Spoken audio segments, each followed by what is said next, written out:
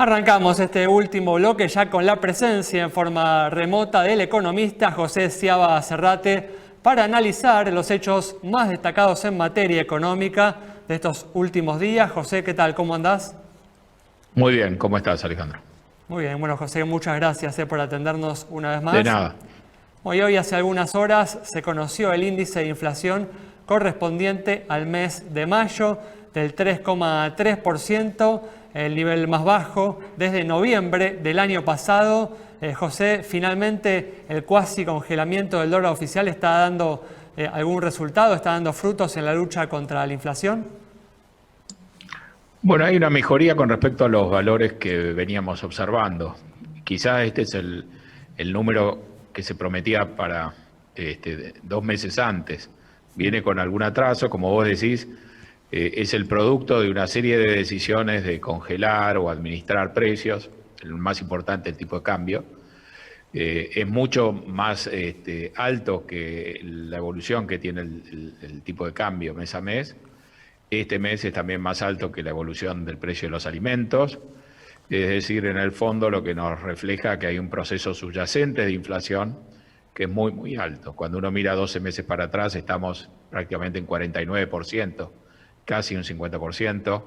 Cuando desagregamos las uvas, los precios estacionales, que son los que no tienen controles, están creciendo algo por debajo del 60%, lo cual es una buena noticia porque venían evolucionando a un ritmo mayor, y los que están regulados están subiendo al 32, 33%, y en estos meses lo que ha habido es un proceso de generar y acumular un atraso, es decir que esto es un número alto y un número que no refleja, me parece, tampoco a cabalidad la dinámica del proceso. El proceso es más complicado y tratar de resolverlo quizás después de las elecciones va a ser más complicado todavía. Por eso, lo que estás señalando cuando mencionás la existencia de atrasos es que muy posiblemente después de las elecciones haya alguna corrección de precios relativos que genere un nuevo salto de la inflación y un volver para atrás respecto a los avances que se logren, que se están logrando y que se logren en los próximos meses, ¿no?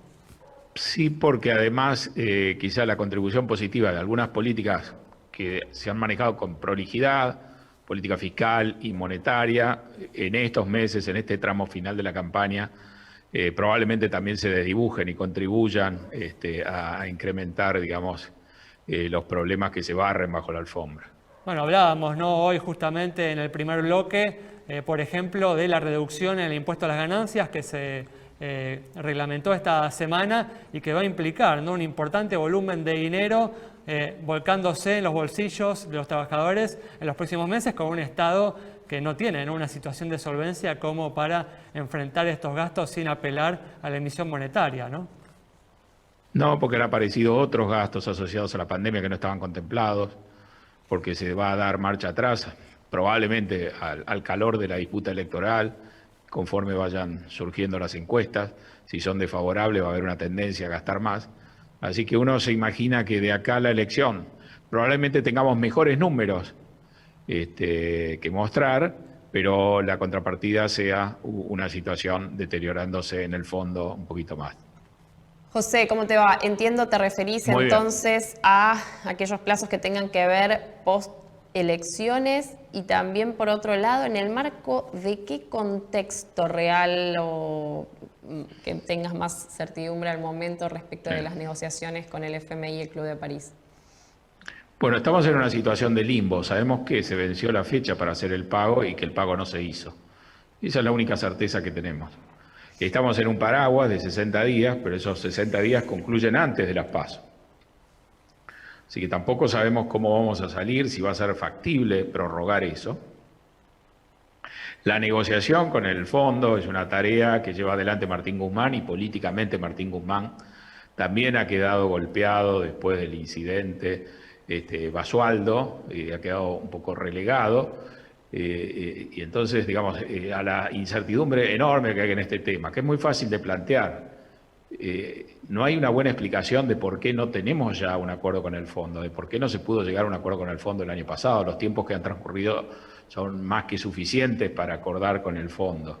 Si uno se compara con Ecuador, Ecuador ya lo resolvió hace muchos, muchos meses. Entonces estamos en una situación donde no se ha podido cerrar esto, donde vivimos bajo la idea de que finalmente va a haber un guiño, va a haber algún acuerdo con el fondo, va a ser imposible ejecutar un plan del tipo de los que aprueba el fondo en plena campaña electoral. Así que estamos dependiendo de alguna manera de alguna negociación muy particular, muy idiosincrática, para que le sirva al Club de París para determinar que no entramos en una situación de incumplimiento. Te diría que es como que estamos jugando a una carambola a tres bandas. Esto era mucho más fácil de solucionar el año pasado o a principio de año y no tenemos una buena explicación. Así que ahí estamos, te diría, también en tierra de nadie.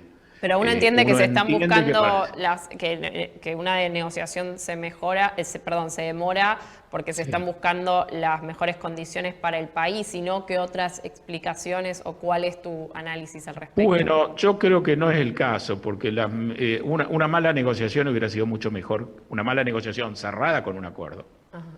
Quizá un acuerdo no en los mejores términos, me parece mucho mejor que esta situación en la que estamos ahora, aun cuando se cierre o se consiga cerrar, digamos, sobre la hora.